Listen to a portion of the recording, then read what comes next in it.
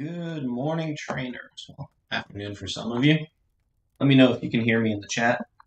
Like audio is good. Confirmation. I think everyone's talking about Axel online. If you can hear me on chat, then just post so I can see the confirmation. We can get started. We've got a decent turnout. Even though most of you, I think, have been online, I'll leave hanging yesterday. One's probably taking a quick break. All right, so today we are going to play a little bit of World of Kogia. Obviously, you guys, unless you've been under a rock somewhere, you might not have missed the fact that we have our first community preview event going live. Had some hiccups yesterday, but obviously that's why we do these things. The goal is to get information and optimize and enhance the game engine. Got a lot of good information to understand where a bunch of the issues potentially are. Happy to report that over the last 20 hours or so, give or take, server's been pretty stable. We've had about 600 participants so far that have logged into the game. And then we've been averaging probably between 50 and 100 concurrent players at any given time in the world, which is a pretty good number. You can see here we've got a bunch of people running around, some friendly faces. Max is over here in his board shorts. Hopefully we'll get a quick sneak peek at Package at some point. He can make an appearance too. If you haven't seen him around, he's sort of terrorizing the world of Kogia. So today we're just going to kind of answer some questions that come up.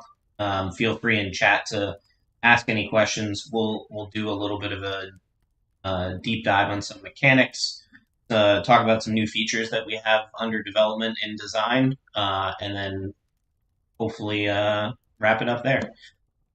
So basically, for those of you who have been playing the event, there's a main quest line that starts with the Explorer. I'm probably about halfway through it on this account. And then there's this second quest here for Redmond, just basically an exploration quest. I know that there's been some questions about sort of the amount of how big the world is and the amount of running. The purpose of this community preview event was basically to introduce you to the quest mechanics, and then also talk a little bit about and sort of get you exposed to the world itself. Swap my screen so that way you can see where I am.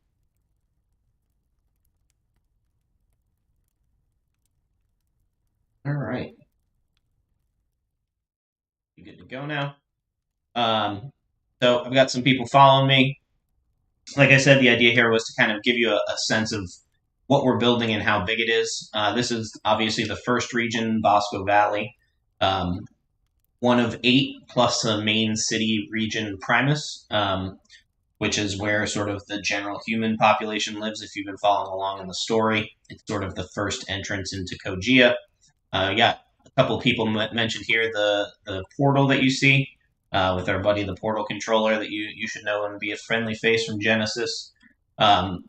These portals basically interconnect each of the regions, so you'll essentially be able to travel from one region to another once you've unlocked the portals in the various regions. So it's very similar to almost like a save point system, basically. Once you find the portal, you can then basically portal between them. There will be most likely some small fees when traveling. Obviously, Kamon Coin is meant to be our currency of the game, always has been in the ecosystem. So you'll basically be able to pay. Those of you with auras will basically be able to teleport to your home region for free. So cool little benefit there. So the quest lines, if you've played some of the quests, we kind of take you through some of the key core types of quests that exist. You've got your typical gathering quest here. You'll see that I'm collecting soil samples basically for, I think it's Oliver up in the tree. So this is sort of a very common core mechanic in MMOs. You have to go out and collect items. We have a find or discover area quests, talk to players. The entire framework is really based around what we call our interaction system. And so right now, this is basically a quest item gathering interaction. Um, the nice thing about the way that we've built the game as an engine and not sort of just a simple set of features is we can add new interactions. So you probably have seen fishing and gathering type actions where you can like pick up bramble nuts or other types of things from the world, and also basically mine nodes, go fishing, that type of stuff. Um, so those are all what we call interactions. Those interactions are basically the way that you interact with the world, and they make up sort of the core game mechanics from a gameplay perspective outside of obviously battle.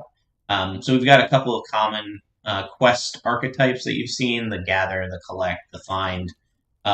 Speak to there's going to be a whole bunch of other things, a lot of sort of interacting with things in the world. Maybe you have to go fix some broken machines, fix some signposts, that type of stuff. So there's sort of a common way that MMOs handle gameplay mechanics, and then the second sort of piece that we haven't really touched on, at least in this preview, is really the battle mechanics. And so there'll be other types of quest archetypes specifically around killing creatures, collecting materials from creatures, finding special creatures that you have to kill, story creatures, those types of things. So we're sort of starting to see at a high level the foundation of what I would consider a solid MMO. Most of our dev work for the past year, and for those of you that don't know, it's almost one year to the day almost of the first time that we ever launched a game server on the dev side for World of Kogia. If you want to check it out on our socials, there's some videos I think that were posted of the original sort of design of Bosco Valley. Um, it's we've come a long way, as you can tell. I think one of the main feedback pieces that we've gotten from the players is basically how beautiful the environments are and how immersive they are, which is exactly sort of what we're going for. The fact that we're able to pull off a lot of this stuff on both mobile platforms is pretty amazing. Obviously, we've got a lot of optimizations to do, but when you talk about sort of mobile multiple platform MMOs, there's really not very many out there. You're really talking about a small handful. Obviously, the biggest being Genshin Impact. But we're sort of pushing the envelope and trying to see what we can get out of an MMO on mobile. And obviously, as many of you are aware, we also have a PC version that's in sort of experimental build. There's a lot of stuff that basically isn't quite working on the PC or is not optimized. We're going to improve the graphics. The UI will change. You're going to get a lot more key bindings. So when you get to the battle mechanics, all of your spells will be on key bindings. And we'll just sort of keep the UI scale a little bit better. I've been playing occasionally on like full screen on an ultra wide, and I have to say it looks pretty good other than sort of the UI not scaling. So we got a little bit of work to do there, and obviously we'll optimize as we go. But I'm happy to sort of say that we've had people playing on every single platform this weekend, sort of a mix of iOS, Android, and PC, which is great because it gives sort of people the ability to play where they are, whenever they want. And it gives us sort of a wider player base. So here I'm going to pick up this quest from Oliver. So our quest system is really focused around sort of these two icons. You've got your yellow quest exclamation point. That's basically a quest that you can pick up that's active. There aren't any in the game right now, but there are also there are gray exclamation points, which basically means the quest you can pick up, but you're not at the level that's needed, or you don't have some of the requirements. That could be something like a faction quest that you don't have the faction rep for, or something that you haven't completed before in order to sort of open that quest. There are also other color icons. So in future releases, you'll see a blue quest icon. Those blue quests are daily repeatable quests, so you'll be able to have quests that reset at our normal reset time, and you'll basically be able to do them every day. Those will be things like grinding for faction reputation and other things like that. So got a lot of sort of the underpinnings of what you would typically see in an MMO. Tons of people out today, which is pretty cool. One of the things I've noticed being online, like most of you guys have been chasing around my Hackage clones. I sort of see people everywhere. I conveniently and strategically placed my clones at various locations, just to kind of keep an eye on the game, see how performance is in the various areas, and just keep an eye on things. And pretty much, there's people running by me all day long. People stop. One of the things that I really want to put in is some emotes. I think the de facto emote that I've sort of seen right now running around is basically people jumping. So a lot of people have been trying to say hi to each other, and they basically just jump up and down. See if I can get this guy to do this. So, yeah, woo, ah. It's an old school way of communicating. So we'll get some emotes into the game. We're gonna add some dancing, some waving, things like that. So we'll get some of those stuff into, which will kind of enhance the ability for you to talk to, sort of interact with other players. We do have plans for a chat system at some point, especially on the PC side. That's definitely there. Like I said, this is sort of a first initial tech preview. So there's some features under development that aren't quite here yet, that are definitely on the roadmap. But so far, it seems like most players have really sort of enjoyed the mechanics. Obviously, there's a little bit of a learning curve. Anyone who's played some of the sort of big name MMOs will be very familiar with the mechanics, be able to pick them up right away. Namely, if you've played like World of Warcraft or other that, you'll sort of be very at home with this. It'll be familiar, but also sort of unique and new. You'll notice on some of the quests, this green. These green sort of rewards, these are actually faction reps. So Boscoans are, not to spoil too much, but they're the native people of Bosco. Most of the regions have multiple factions that you can earn faction reputation with. There'll be vendors that allow you to essentially buy stuff when you get to a certain reputation level. So let's say, we'll take a look, I think there, see what we've got in here. You can see your faction rep in here. Those are your achievements, faction rep. So you can see the Boscoans, friendly, neutral. There's multiple tiers of reputation levels. When you get to certain reputation levels, quests will unlock, so you'll be able to do new content, and then you'll also basically be able to buy limited edition items. Obviously, a bunch of this stuff is placeholders, but we got our Salty Anglers, the Fishing Guild, New Moon Society, which I'm sure everyone will love at some point. Can see if there's some speculation about what that is in the chat.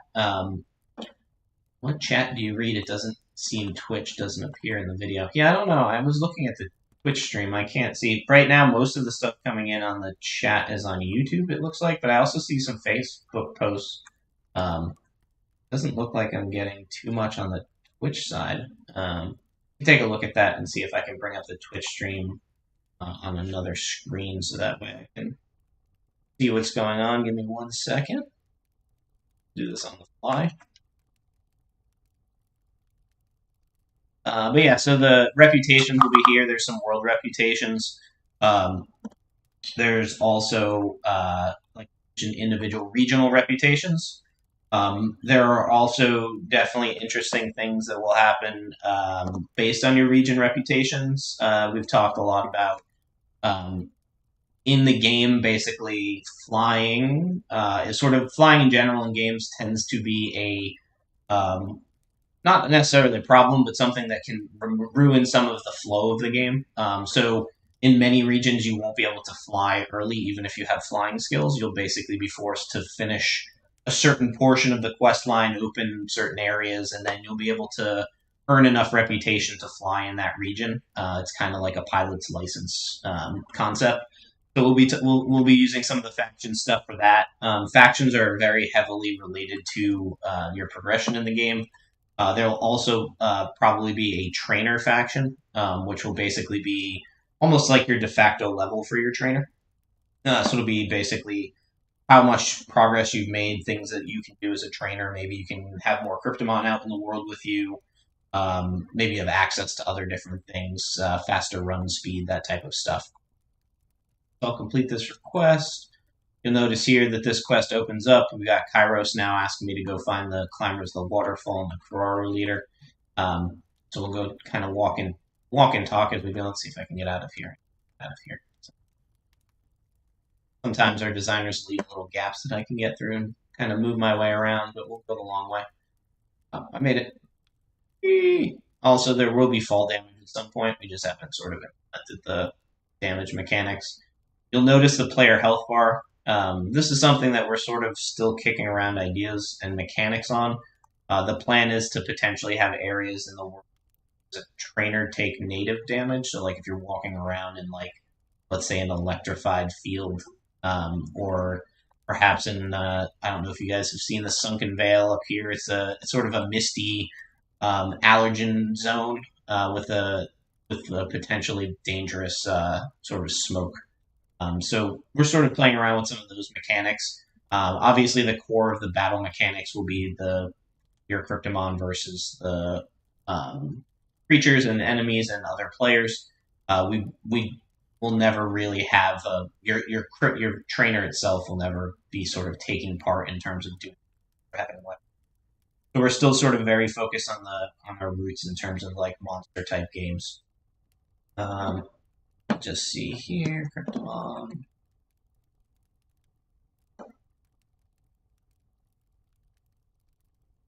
I want to see if I can bring up the chat to see if there's other people over there.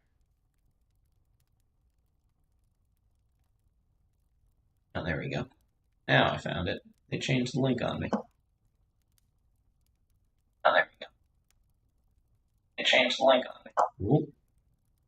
There we go. All right, now I can see the Twitch chat too. But you're fine either place. I don't like flying. It feels like cheating. Obviously, there's benefits to the flying. Eventually, it kind of lets you pass over things. Where, like I said, we're probably going to limit the amount of flying that can be done and fly that type of stuff. But it is a pretty cool mechanic to sort of think about using your adult Cryptomon to fly around in the world. So that's sort of the core of what we've been sort of seeing with the community preview. I'll keep running through this quest and gotta find the Climbers of the Waterfall entrance to Kararu. But I think maybe I'll take a quick detour into the moor, find the guard that's over there. So one of the other things, for those of you who haven't played MMOs before, our overworld map gives you objective markers. So these big yellow circles are basically indicators of where you can complete different objectives from the quest that you're playing. So if you ever get kind of lost or stuck, you can click on the map to kind of see where those objectives are. You'll also see indicators for picking up quests, and then also completing quests when you are within a specific proximity to them. So part of the thing is you still have to read the quest and understand where you're going in order to get sort of close by, so that way you can see the quest turn-ins and quest pickups and things like that. So let's see. Tell those plebes on YouTube that Twitch rocks. I agree. I'm a big fan of Twitch. Obviously, we've got a lot of people on YouTube too. It looks like people swapped over. Could we make the running bar a bit smaller? It feels intrusive. Yeah, we definitely obviously have some UI things to polish and clean up. I think the original intent of the bar was to have it when you were running much closer. And so it didn't seem as intrusive, but the further out you get, the bigger it feels in the context of the character. So we'll probably end up swapping some of the size there and making some adjustments. Obviously, the purpose of this community preview is to get feedback. Most people have never been inside the game. And at the end of the community preview, those of you that participated will basically get an email for requesting feedback. It's a short survey. Make sure that you fill it out, because if you finish the 2 quest lines that are eligible for rewards, if you do not fill out the feedback survey, you will not get your reward airdrop. So obviously part of the goal of this is to give our players sneak peeks, but also for us to elicit feedback and make the game better. So it's super important for you guys to do this. So here's one of the guards. We'll take a look at this guy, see what he has to say. Hey trainer, you say Redmond sent you. Just been checking out this weird rock formation. Looks like the entrance to something dangerous. Best to report this to the captain, right? Not it. Pinchman, yeah, I like the effects and the color changes. It really changes the ambiance of the game.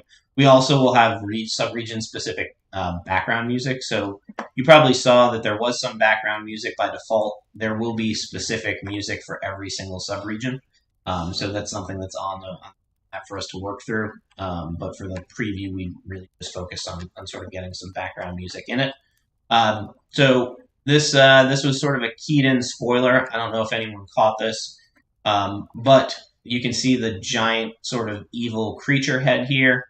You'll recognize the cave from the storyline in Genesis if you played Genesis. So as a general spoiler, this cave is obviously blocked right now. But this is sort of the my sort of big announcement and segue into the first feature reveal. See if we can transition here. Which we did. There we go. And so basically, this is sort of the initial design on the UI for our dungeon finder. So one of the main reasons that we move towards an open world combat is because it makes play significantly easier and more engaging. And so in World of Kogia, you will find dungeons similar to the dungeon that we just saw. Those will be sort of the open world entrances. You'll also be able to find a party within the dungeon finder. The idea here is that there'll be, I don't know if anyone has ever played other games with dungeons, but you'll have a series of bosses to beat where you will have a sort of high level prizes for that level. And you'll have to clear creatures and mobs that lead up to those bosses. And the dungeons will sort of be a segment of the storyline. But it will work very similar to other games. You'll be able to party up with a group of people. The current thinking right now is that we're going to be allowing parties of like 4 to 5 probably to start. You'll have sort of smaller dungeons. Obviously, you'll see in a huge spoiler in the sneak peek that basically you can see something called raids. From my perspective, it's one of my fondest memories of sort of playing World of Warcraft was basically teaming up with a bunch of guildies and going and taking down some crazy raid bosses. The goal longer term is obviously to have 15 to 25 person raids where you bring a whole bunch of friends. The bosses are way harder, tons of mobs that you have to kill and clear the dungeon. So you'll be able to earn the dungeons will really be sort of a way to gain high level armor and stuff for your Cryptomon in addition to crafting. They'll probably end up dropping crafting materials too, so you'll be able to kind of get some things in those. There'll also potentially be some limits. So one of the things that we've talked a little bit, I think, on some of the socials is talking about like the difference between synthetics and regular Cryptomon. And so regular Cryptomon being NFTs. So I think most likely what you'll end up seeing is some of the limitations for synthetics being around how many dungeons you can play for the day. So there'll probably be some sort of dungeon cap in terms of how many dungeons a synthetic can play a day, things like that. Obviously, we want to keep players engaged in playing the game, but there needs to be some reason and benefit to having sort of owning an NFT and some value add there, in addition to sort of having the NFT being significantly stronger than some of the synthetics that are generated. So this is sort of a big sort of open thing that we haven't discussed. I think it's a great way for us to kind of add some more unique features to the game. I don't think I've ever seen any type of monster game with dungeon multiplayer play. Obviously, you see it a lot. We've got a very strong community. Yesterday, I think I saw Brazukamon posting some videos of them running around together. I think part of the social part of the MMOs is the super interesting and fun part is you get to hang out with some people, play online that you sort of enjoy spending time with, and play some dungeons and things like that. So this stuff is all on the radar. This is really just an initial design. There'll be different dungeons, like I said, in different regions, probably different levels of dungeons, things like that. You'll also notice hero mode, which will be sort of a throwback to the current normal and hero mode in Genesis. So we'll have sort of more difficult, probably scaled up advanced versions of the dungeons up to the top tier level of whatever the level cap is. Um, so I'll switch back over to the gameplay, but you can feel free to ask some questions if there are any about the dungeons. I'll keep sort of playing through. Getting some of my quests done. Obviously, there's a timeline to get the quests done, so I got to get these done before the event closes tomorrow. Obviously, you're gonna want to get all your quests done so you can earn your pink moon shards. I know there were some questions about sort of what they're used for and how rare they'll be. Obviously, they're really kind of like a currency or material that will be used for exchanging for rare items at the beta launch. So your goal is basically to collect as many as you can, so that way when we do open up that vendor or the crafting mechanic, you'll essentially be able to turn them in for other things that basically you can get that are super rare. Cosmetics for your trainer. I mentioned some possible unique accessories for your Cryptomon, and then also possibly some cool cosmetics for riding or flying and things like that. So got a couple of cool ideas in mind. The shards will be a sort of a staple of the community preview series. So the super rare items, unique items, are going to cost the most shards, and your goal is really to collect as many as you possibly can in order to be able to buy the stuff that you want. They'll be tradable on the marketplace. They're more like an ERC20, so you'll be able to buy and sell stacks of them versus buying and selling just a single piece of armor. And then, like I mentioned, in the next couple of community previews, you'll earn them.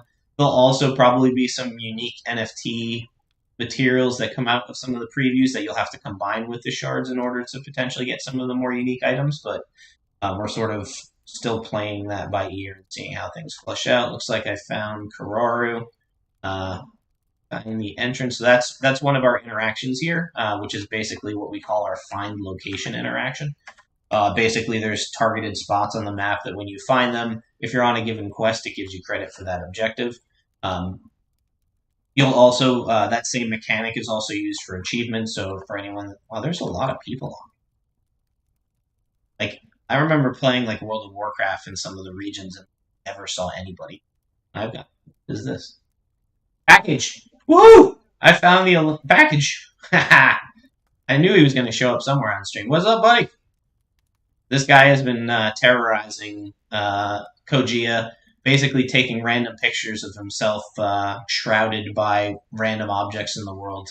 It's pretty funny. Kind of funny too, because I think I mentioned on one of the other streams that like when we do some of our run throughs during company time, everyone sort of takes off all their trainer clothes and just runs around like the Lost Boys. So it's a pretty amusing way. I think it's very common in pretty much every game. This is a nice looking Cryptomon, a little pink. That's got to be Ghost Fire. Pretty cool to see all the different Cryptomon. The other thing I will mention about synthetics is if you notice when you zoom in on your Cryptomon, they have textures. Those textures will not exist on synthetics. So they do right now, but when in an upcoming patch, basically you'll be able to see, if you see a Cryptomon with no texture, you'll know that it's basically a synthetic.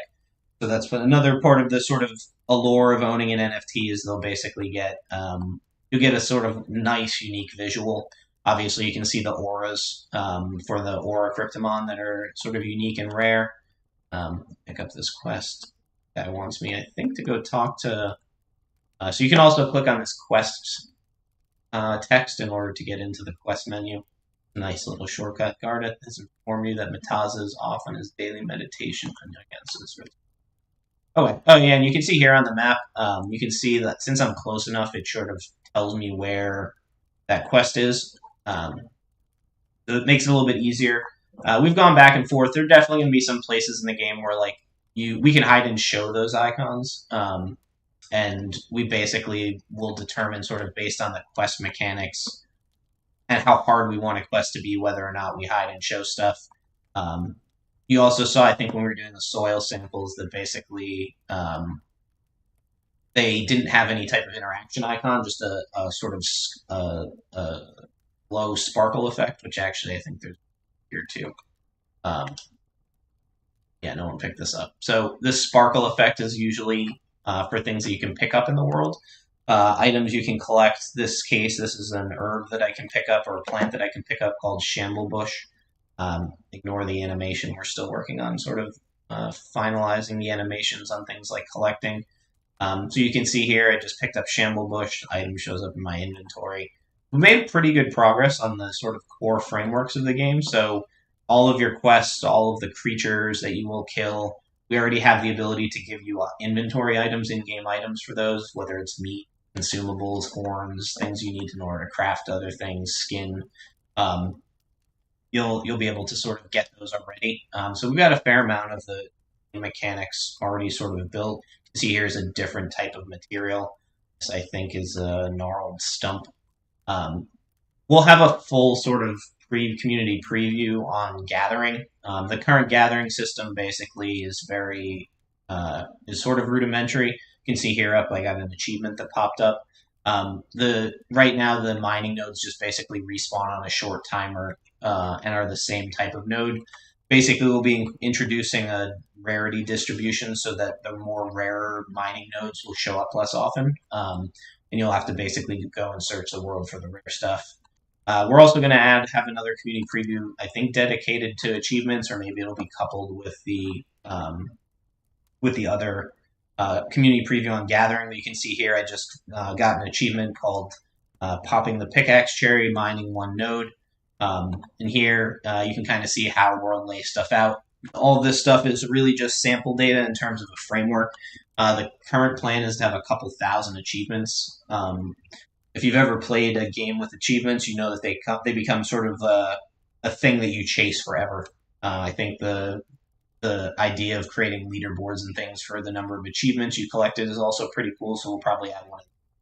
But there'll be achievements for mining. In this case, you'll see like mine 1, 5, mine 10, probably mine 100, mine 1,000 nodes. There'll be sort of mining achievements and crafting achievements. We'll have player versus player achievements. These will probably be more focused on open world PvP to start, killing a certain number of players, completing sort of PvP related quests.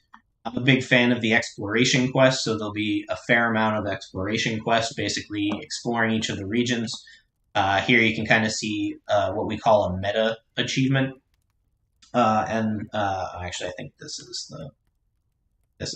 the meta achievement. So this is a regular achievement with a bunch of objectives.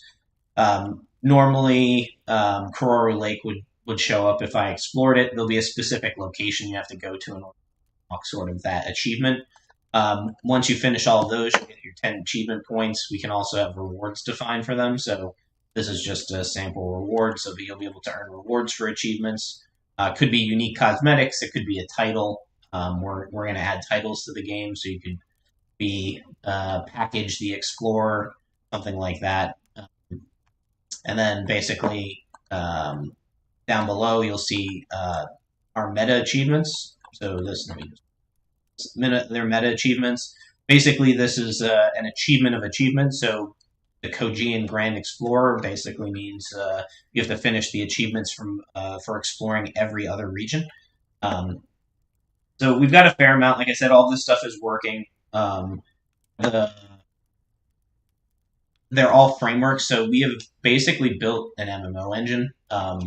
In theory, like the MMO engine could be built for any content other than Cryptomon, but obviously Cryptomon is the storyline that we're working with. But it really is just a framework that allows us to add new content super easy. So the guard quest line that you saw wasn't in the original testing. It took us maybe about 15 minutes to put that quest line together.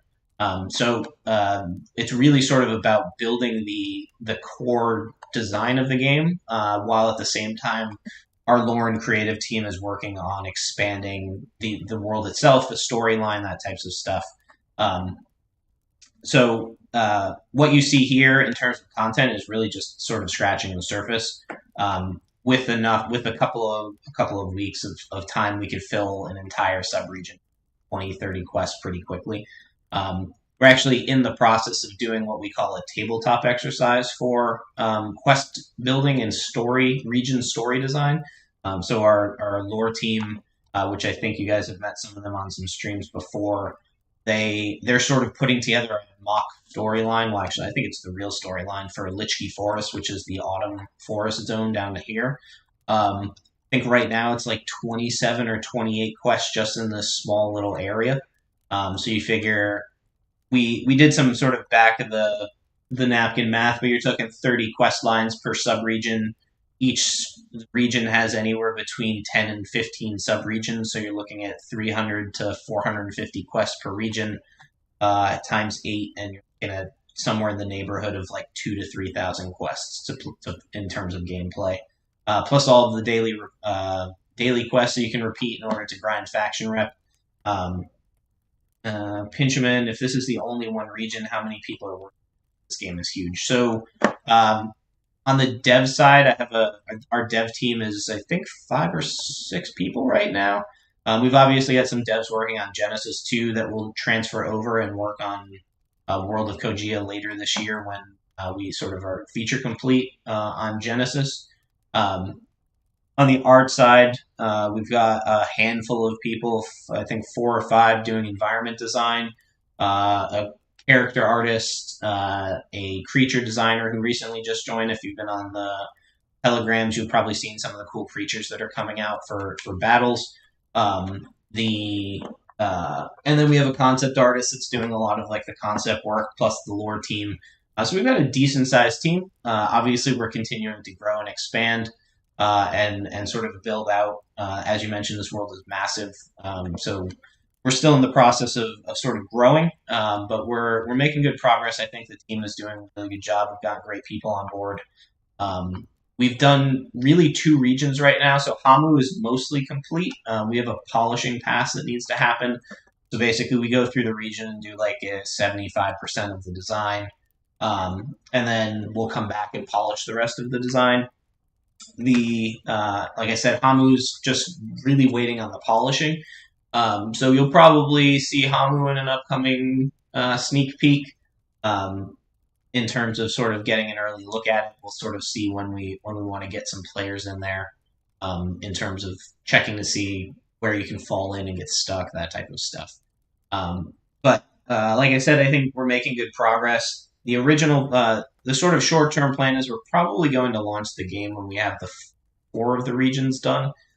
So the way that the game is designed, each region has a main element and then a secondary element. The real challenge with sort of doing this is obviously everyone is playing different elements. So if we release only 4 elements, we have access to those resources and things like that. We'll work through mechanics on that. And we're sort of working through the flow of the storyline through the regions that we have planned. You can see here how big the water region is. So it's a big chunk of the current. Karora Lake is basically the water subregion.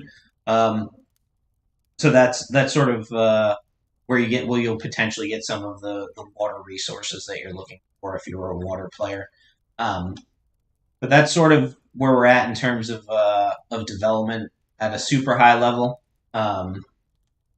So far, so I think we're making good progress in general. See if I can use this cheat. I'm going to do this on stream, even though I think people will probably copy it. Someone told me about this the other day. The help I'm stuck. Help step, bro. Where? All right, yeah, that did work. Now I know what you guys are talking about, shortcutting the whole thing.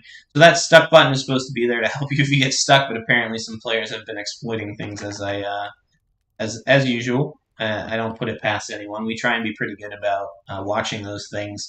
In the future, the stuck button is basically not going to send you to the nearest town. It'll just put you basically on the closest point on the map. But we didn't have a quick way to do that for the release, so we decided to opt for this. Like I've got my quest. Report your findings, Kairos. That's sort of I think that's the last quest in this quest line. We got some people here, Red Hawk. Be interesting to see. We still have some work to do, as you can tell, on the synchronization. It seems like people with sort of more lag. Right now, the servers are located in Northern Europe, and so sometimes when people are in other regions, you get a little bit of lag. You can kind of see the people that are having a little bit of server latency, and those that don't, like dude over here, Asmon, seems solid. So we're going to do some work on polishing up sort of the smoothness of the movement. It's very common in MMOs. Right now, we're doing almost zero predictive movement, but that's something that typically will be done in an MMO. Usually, the way it works is your player will synchronize its position, and then the other clients will basically get those syncs, and in between will basically be doing analysis on where, like this guy Axel's stuck. What Axel got himself into. He's obviously got himself into a situation. Like I said, we've got some work to do on synchronization. All in all, I feel like things feel pretty smooth in terms of gameplay. I know I was playing on mobile. I had a couple of friends of mine play on mobile that have never played like a blockchain game or played Cryptomon, and basically they were surprised at how smooth the movement was and the controls were. So obviously, we'll continue to improve, but it's not terrible for sort of a first pass.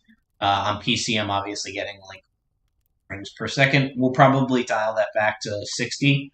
Part of the reason for some of the jitteriness is because of a mismatch in frames per second. So the server and other clients will have a sort of weird effect when they're running. It'll look a little bit jittery if they're at a slightly less FPS. But like I said, all things that you would expect, nothing out of the ordinary. Got this guy running away from. Let's take a look, see if there are any other questions. Nothing question-wise. Will I be able to equip my Habo hoodie? Yes, so you will, hopefully in one of the upcoming releases, we'll design a few of the items and start pulling some blockchain cosmetics over. Probably start with the things that are in-game, the Habo hoodie, the NFT Hunter hoodie, and then there'll be a little bit of a spoiler sneak peek. We'll have, if those of you have probably seen occasionally posts, we've created country-specific trainer clothing, so you can basically represent your country almost like an Olympic suit. Those will be dropping probably sometime this month. You'll basically be able to buy a hoodie, pants, and matching shoes. I think they're pretty cool. I'm sure that there'll be a bunch of people like Brazil, seen a lot of sort of country-based camaraderie, so it'll be kind of cool to see people running around sporting their country's colors. I forget how many countries that we have players from, but it's pretty massive. We've got a lot of players from everywhere in the world, and it's kind of cool to see that all in one place. Let's see. So what was Axel doing? I don't know if he'll come. He probably won't. Would be nice if the yellow quest bubbles were somehow associated with the quest text. Which bubbles with which quests? I'd like to see what that means. You should have music created by, who's Ludwig? Udo Bicho Anudi. I don't know who that is. I'll have to look that up afterwards. But yeah, obviously a lot of this stuff is sort of under development. We'll work to make improvements. Most of the UI is changing with the battle mechanics. If you watch the last Fireside Chat, you'll know we've got open world battles coming. And so essentially we're gonna sort of have a rework on buying all the weapons. Looks like there's Benjamin. What's up, buddy? M4J. I've seen that name before. Mama Cub. I recognize a bunch of these players. There's a lot of players that I've seen and talked to on Telegram that are pretty cool. But it's pretty cool. The region is massive. I mean, I think it's like 12 or 16 square kilometers. It's like bigger than like the Call of Duty maps and stuff. And you see people everywhere, which is pretty cool. So obviously, game's getting a good sort of run through in terms of testing some of the things. We've learned a lot. Like I said, got a lot of good data, and we'll obviously keep going to improve on things from there. If armor can be crafted and walk, what will the benefits of armor be? So what's one of the things we're still sort of working through. Obviously, anytime you're building a game that is cross-game, when the NFTs represent an interesting challenge in gaming that not a lot of people have had to deal with. So part of the challenge is how do those mechanics transfer from one game to the other? We will most likely have sort of a concept of game-specific NFTs, if that makes sense.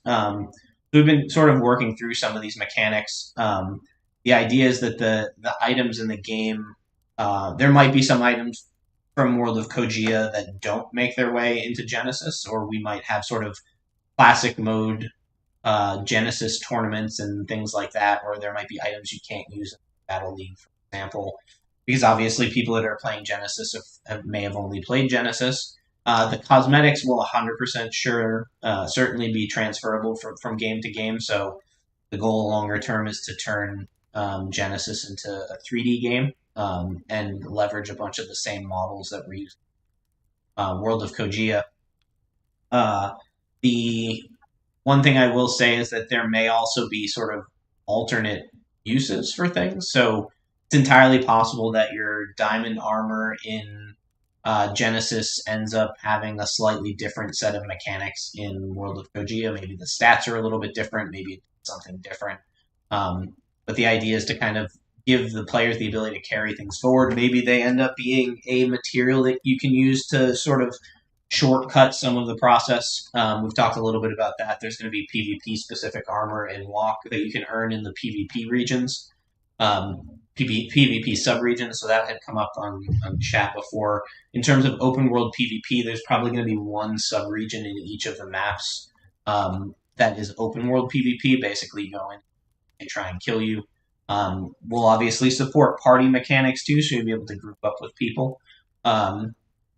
Armor augments. We've talked about things like enchantments and things like that.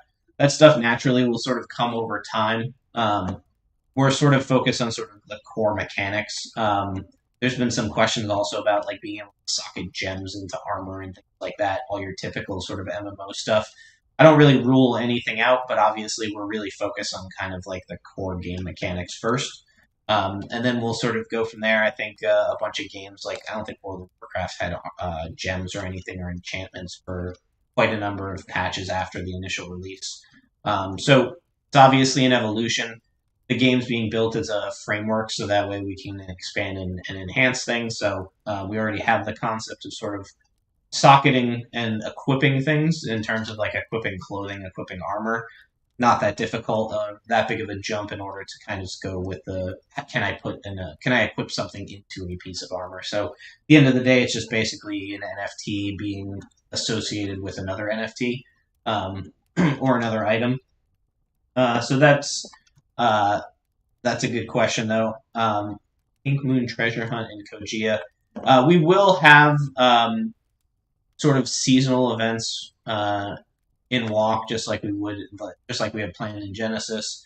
Holiday events are some of the coolest. I like holiday events. I like being able to go like unique things that that are sort of unique to that season. So we'll definitely be adding that type of stuff in. I think I showed earlier the society. Those of you that have played World of Warcraft, you'll probably be able to tie that back to something potentially. But the New Moon Society is going to be a seasonal thing. Potentially as well. So, like I said, we've got a huge roadmap of things that are under development and things planned, and it's just really like we said, we're putting together the core mechanics of the game, so that way you can go out and quest, farm faction rep, do dungeons, and then the rest of that stuff just becomes a sort of the icing on the cake at the end of the day. This is one of my favorite sort of quest lines that'll end up being explored is the ice cream stand. Never seen an ice cream stand that will end up causing so much drama. But that's sort of a lot of the quests are sort of sneak peeks at some of the storylines in some of the regions, subregions. So it'll be interesting to go back once the game finishes and sort of see where the foreshadowing was. So the next thing I want to cover is a little bit about. I think we'll do one more spoiler because I know I was running over getting started. So I think we'll start with this is a big one. I'm going to cover sort of the concept of guilds. We haven't talked a lot about this at all in terms of how guilds will be played out. Obviously, we've got some sort of de facto guilds forming. But guilds are an important part of every game, not just from like a gameplay perspective, but also from like a social and onboarding perspective. So it's important for it's important for players to be able to kind of group together to help each other.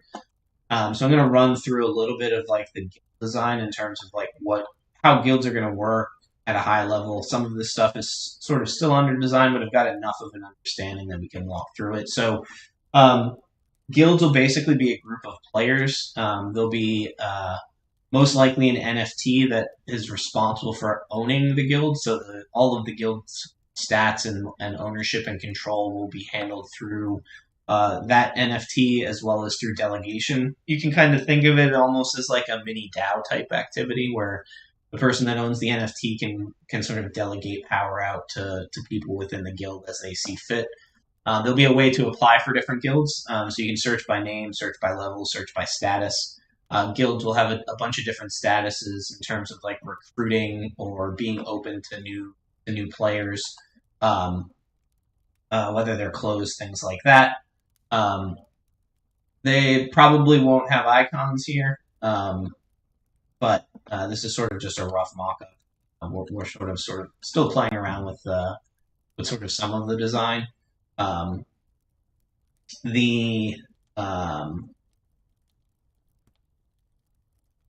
the basically you'll essentially be able to pick from your guilds. Actually, I think I realized that these screenshots are the old ones.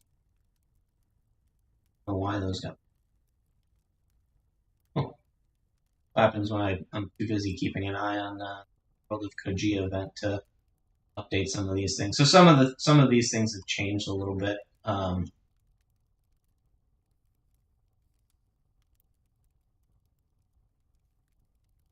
That didn't work.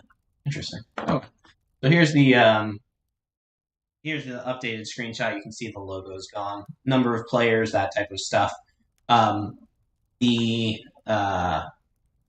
The idea here is basically guilds can say whether or not they want to recruit new players, how they want to handle sort of whether they want to open applicants, that type of stuff. When you actually are in a guild, you'll be able to see the guild members. We'll transition to that one. And so this is basically, it'll be a list of players, their status. So as a guild, you'll have a number of different levels within the guild. We're taking a look to see if you'll be defining them or if they'll be sort of standard. But the idea is to create sort of a hierarchy. The hierarchy will allow you to do different things and give different players different rights to do things in the guild. So basically, you'd be able to like open up and unlock certain features from the guild, or potentially even add and remove players from the guild. You can see here that this is one of the sort of admin sections that you would have. You can see the number of applicants if you were at the right level within the to accept them or remove their applications. So it's gonna kind of be sort of a management system for the guilds to sort of manage themselves.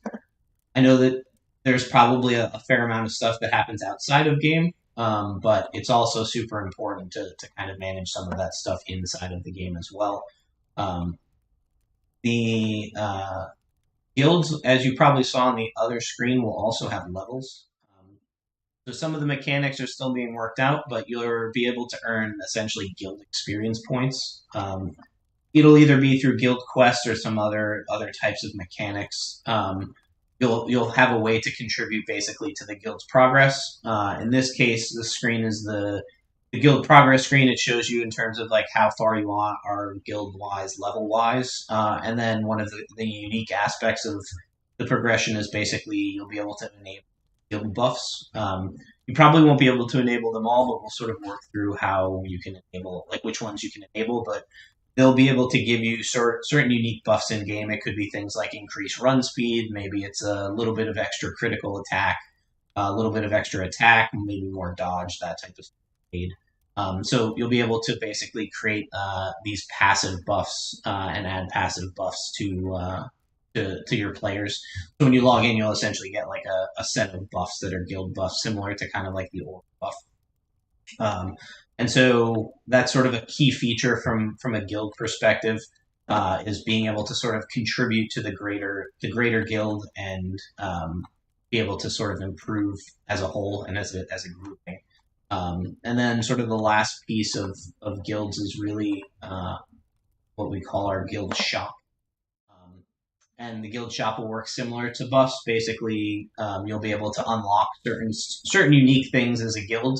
Some of them will be NFTs, most likely. Some of them might be like titles or other things like that. But basically, you'll be able to unlock the ability to purchase different items as your guild progresses. So that's sort of the work we've been doing in terms of design on the guild itself. I think that's most of the stuff that I had to. I have a few other spoilers, but I'm gonna save them for next time. Let's see if there are any other questions in chats. Look like we have too much. I think we covered a decent amount of stuff. I think just as a quick reminder to everyone, if you haven't already, definitely hop on to the game, to the preview. Help us test, give us some feedback, and like I said, earn some of your Pink Moon shards. You won't be able to get them anywhere outside of the community previews, so they're exclusive to the community previews, and obviously through the marketplace online, buy them secondhand. But that is, I think, everything I wanted to cover. There's some questions on the release date. And some earning functions. We have a number of community previews lined up. We don't have an official release date, as you can imagine, just from looking at the stuff we've talked about. The game is massive. So our goal, like I said, is to get 4 regions done at a minimum, which also means all of the story and all the quest lines and everything. So we've got a fair amount of work to do. Still, obviously, got a bunch of stuff coming out on Genesis. We got Battle League coming out. The preview will probably, I saw a question about the next preview. The next preview will probably be sometime in the next couple of months. We're going to kind of space them out. Gives our dev team some time to turn stuff around. We have to do sort of stable builds in order to do the previews. But we'll do them pretty regularly. I may do a one-off preview when we do some performance enhancements and fixes to help with some of like the mass login. Just so that we can kind of sort some of that stuff out before another major launch. That'll be sort of an internal thing. You guys can maybe play for a weekend or something. And then what kind of earning functions will be in Walk? I think there's a lot that's going. There's a lot of discussions. We've talked a lot about the quests being micro earnings for Kmon. So the finishing quest could potentially give you Kmon. Obviously, there's going to be ways to spend Kmon in the world. So going to be kind of like a you need to earn in order to keep playing kind of concept. There's some discussions about having dungeons reward Kmon. So being able to play dungeons daily or whatever and earn sort of Kmon that way. But as I said, there's also, I mentioned on the last stream that there'll basically also be a secondary market and auction house in game for game items. So you'll be able to essentially sell game items. Which obviously becomes a very interesting source of revenue and earning potential if you want to sell the items that you can earn and play in game.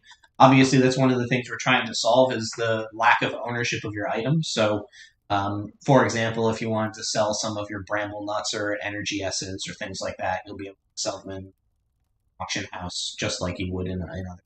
Except in this case, you'd be getting Kmon.